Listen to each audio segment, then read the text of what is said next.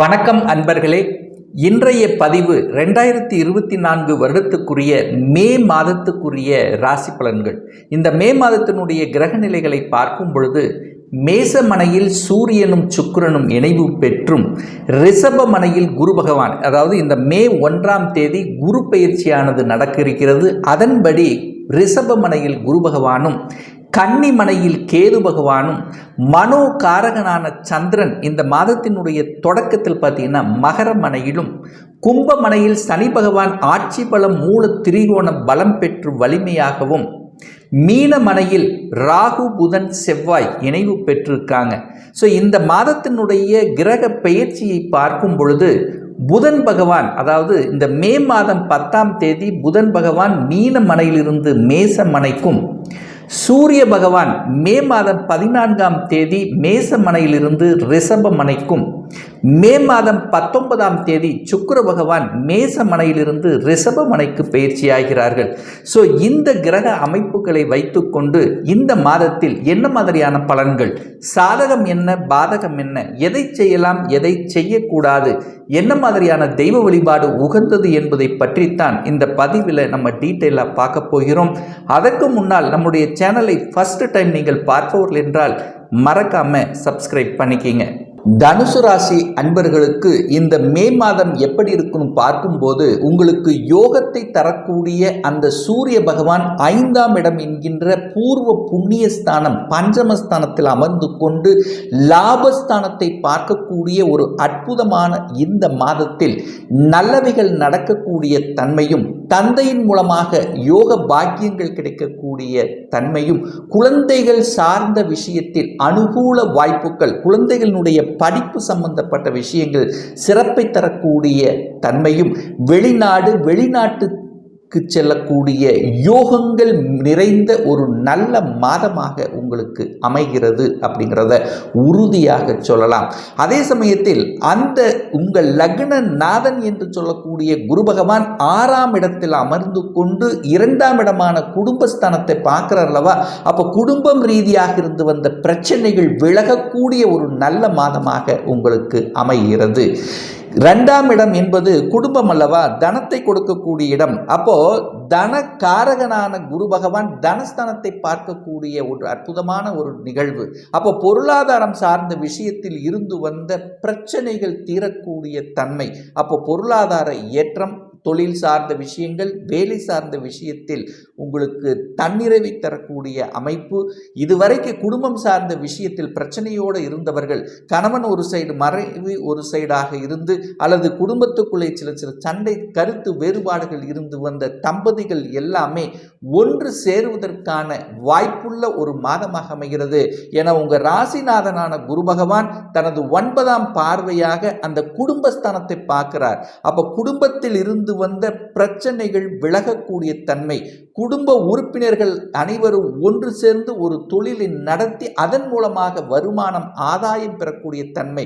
இதுவரைக்கு உங்களுடைய சொல் பேச்சு கேட்கல, அதாவது உங்களுடைய வார்த்தைக்கு மதிப்பு தரல அப்படின்னு இருக்கின்ற இந்த தனுசு ராசி என்பர்கள் இப்போ உங்க வார்த்தைக்கு மதிப்பு தரக்கூடிய தன்மை, உங்களுடைய பேச்சு திறமை, அதாவது உங்கள் பேச்சு திறமை எப்படி இருக்குன்னா பக்காவா, அதாவது ஒரு ஸ்ட்ராட்டஜிக் பிளான், இப்படி பேசினா அது சரியாக இருக்கும், அது ஒரு கச்சிதமாக பேசி காரியத்தை முடிக்கக்கூடிய ஆற்றல் உள்ள ஒரு மாதமாக உங்களுக்கு அமைகிறது.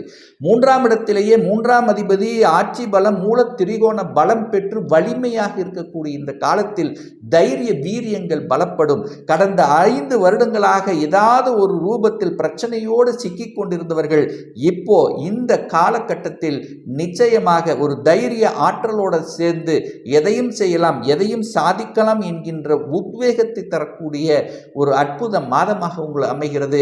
அப்ப சனி பகவான் 3ஆம் இடத்தில் இருப்பது சிறப்பு. சனி பகவானால சனி பகவான் சம்பந்தப்பட்ட தொழில் இருக்கக்கூடிய, அதாவது கல் மண் சம்பந்தப்பட்ட விஷயங்கள், விவசாய சம்பந்தப்பட்ட துறையில் இருப்பவர்கள், இயந்திரம் மெக்கானிக் சம்பந்தப்பட்ட துறையில் இருக்கின்ற அனைத்து இந்த தனுசு ராசி என்பவர்களுக்கு ஏற்றத்தை கொடுக்கக்கூடிய ஒரு நல்ல மாதமாக அமைகிறது. 4ஆம் இடத்தில் ராகு பகவான் அமர்ந்திருக்கார் அல்லவா, அப்போ 12ஆம் அதிபதியான செவ்வாயும் அங்கே இருக்கிறதுனால ஒரு சிலருக்கு வந்து பார்த்தீங்கன்னா தாயின் மூலமாக சின்ன சின்ன கருத்து வேறுபாடுகள் வருவதற்கான வாய்ப்புகள் இருக்கு. தாயினுடைய உடல்நலம் சார்ந்த விஷயத்தில் சின்ன சின்ன தொந்தரவு வருவதற்கான வாய்ப்புகள் இருக்கிறது. ஸோ அந்த விஷயத்தில் கொஞ்சம் கவனமாக இருக்கணுங்கிறதை ஞாபகத்தில் வைத்துக் கொள்ளுங்கள். ஒரு சிலருக்கு வந்து பார்த்தீங்கன்னா வீடு வாங்கக்கூடிய யோகம் என்பது இந்த காலகட்டம் உங்களுக்கு சிறப்பு. கடன் கிடைக்குமான கடன் கிடைக்கக்கூடிய வாய்ப்புகள் உருவாக்கும்.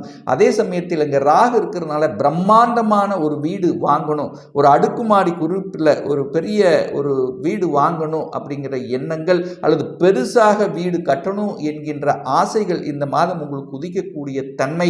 5ஆம் அதிபதியாக இருக்கக்கூடிய அந்த செவ்வாய் பகவான் 4ஆம் இடத்தில் அமர்ந்திருக்கின்ற காரணத்தால நிச்சயமாக அந்த குழந்தைகளினுடைய நலன்கள் அப்படிங்கிறது திருப்திகரமாக இருக்கும். ஒரு சிலர் தன் வீட்டை விட்டு வெளியே செல்லக்கூடிய, ஹாஸ்டல் தங்கி படிக்கக்கூடிய தன்மைகள் இந்த மாதம் உங்களுக்கு இருக்கிறது. அதே சமயத்தில் பாக்யாதிபதியாகி இருக்கின்ற சூரியன் 5ஆம் இடத்தில் இருக்கிறதுனால தகப்பன் மூலமாக நல்லவைகள் நடக்கக்கூடிய தன்மைகள், பூர்வீகம் சார்ந்த விஷயத்தில் இருந்து வந்த பிரச்சனைகளை தீர்ப்பதற்கும் ஒரு நல்ல காலகட்டமாக உங்களுக்கு அமைகிறது. அங்கே சுக்கிரன் அங்கே உட்கார்ந்துருக்கிறதுனால, சுக்கிரனுங்கிறது ஒரு சுபகிரகம் அப்படிங்கிறதுனால பெரிய பாதிப்பும், 6ஆம் அதிபதி தனக்கு 12இல் இருக்கிறதுனால உங்களுக்கு பெரிய பாதிப்பு ஒன்றும் கொடுக்க போவதில்லை. ஆனால் இந்த மாதம் மே 19ஆம் தேதி 6ஆம் அதிபதி 6ஆம் இடத்திலேயே ஆட்சி பலம் பெற்று வலிமை இருக்க போகிறார். அப்போ 6ஆம் அதிபதி வலிமைன்னா என்ன? கடனை கொடுக்குமா? கடன் நிச்சயமாக கொடுக்கும். கடன் தன்னுடைய கெப்பாசிட்டிக்கு மேலே போகாமல் பார்த்து கொள்வதும், எதிரிகள் சம்பந்தப்பட்ட விஷயத்தில் கொஞ்சம் கவனமாக எச்சரிக்கையோடு இருக்கணுங்கிறதையும் ஞாபகத்தில் வைத்துக் கொள்ளுங்கள். ஏன்னா உங்கள் லக்னாதிபதியும் போய் 6ஆம் இடத்துல உட்கார்ந்துருக்கார்.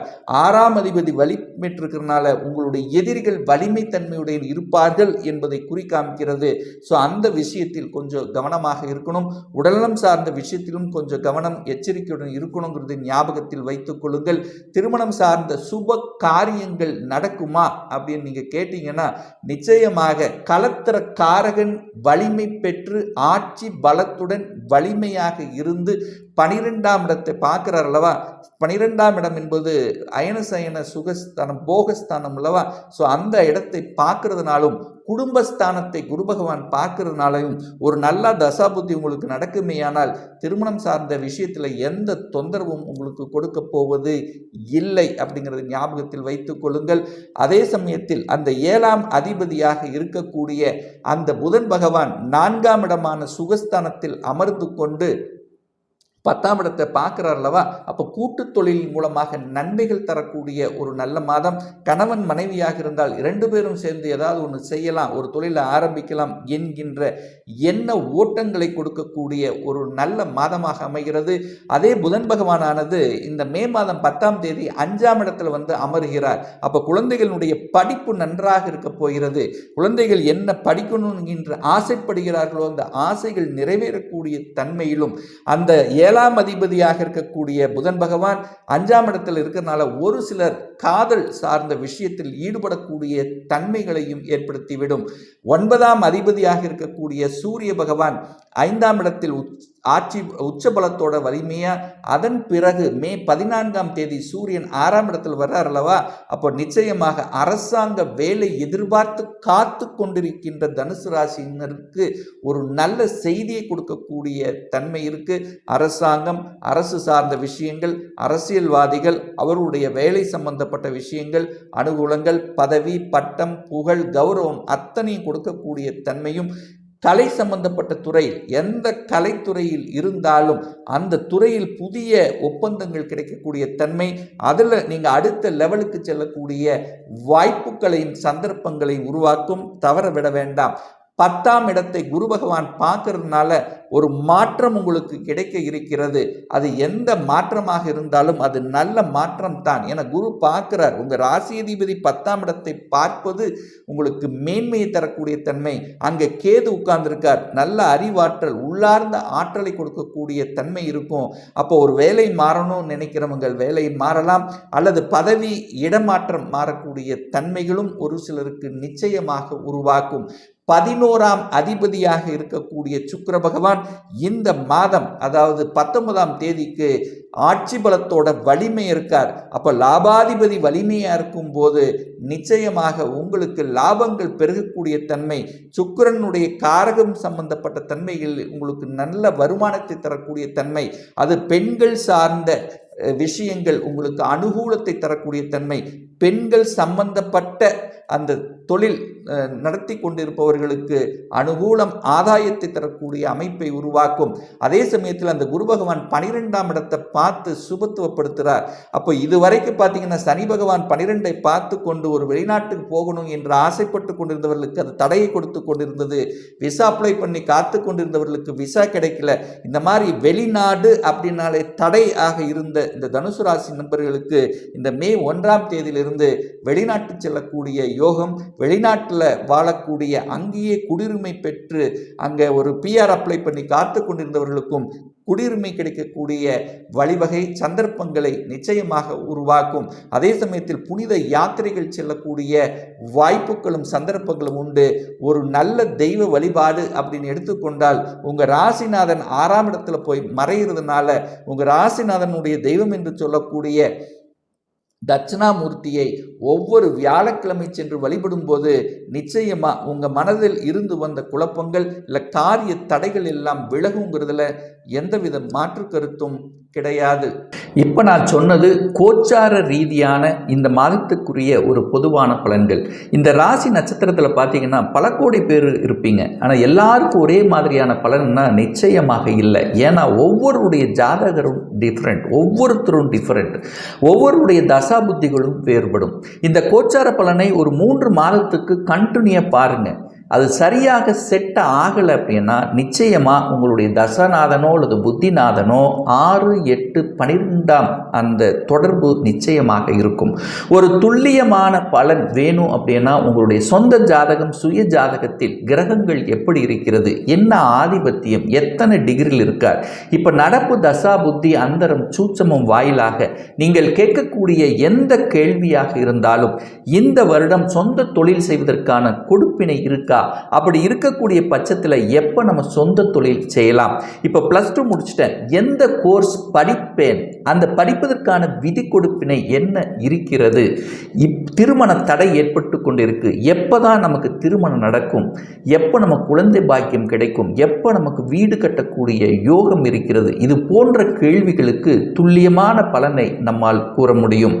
ஒரு பர்சனல் கன்சல்டேஷன் எடுத்துக்கணும், ஒரு சுய ஜாதகம் பார்க்கணும் என்று விருப்பமுடைய அன்பர்கள் டிஸ்பிளே தெரியக்கூடிய நம்பருக்கு வாட்ஸ்அப் மூலமாகவோ ஃபோன் கால் மூலமாகவோ தொடர்பு கொண்டு அப்பாயின்மெண்ட் பெற்றுக்கொண்டு கன்சல்டேஷன் எடுத்துக்கலாம்.